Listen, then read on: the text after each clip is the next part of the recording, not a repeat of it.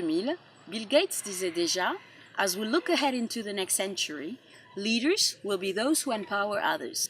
Nous sommes au XXIe siècle depuis presque 20 ans et je rencontre encore de nombreux managers et dirigeants qui ne savent pas ce que cela signifie que d'empower les collaborateurs.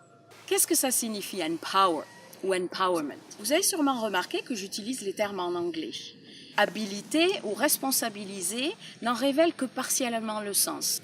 Autonomiser est plus approprié, mais je n'ai pas l'impression qu'on l'utilise beaucoup. Donc je vais garder le terme en anglais, empower, parce qu'empower, c'est donner le pouvoir d'agir à ses collaborateurs. Et je dis bien donner, pas déléguer.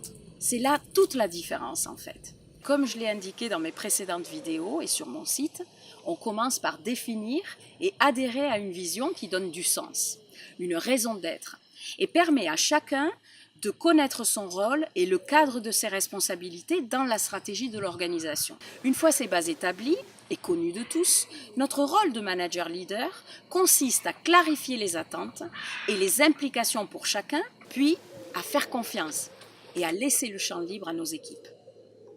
Steve Jobs disait « It doesn't make sense to hire smart people and tell them what to do ». Et c'est vrai.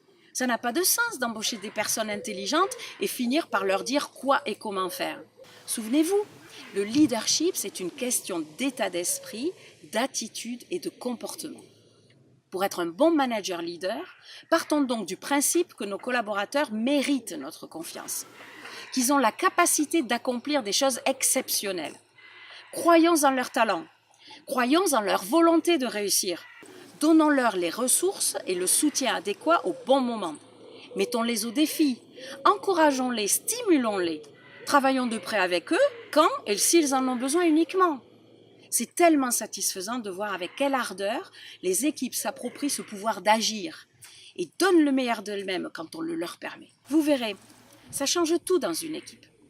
Vos collaborateurs se sentiront valorisés, plus épanouis, plus motivés, plus engagés.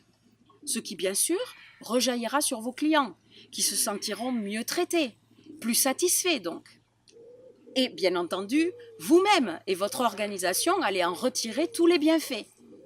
Allez-y, mettez le cap sur l'empowerment.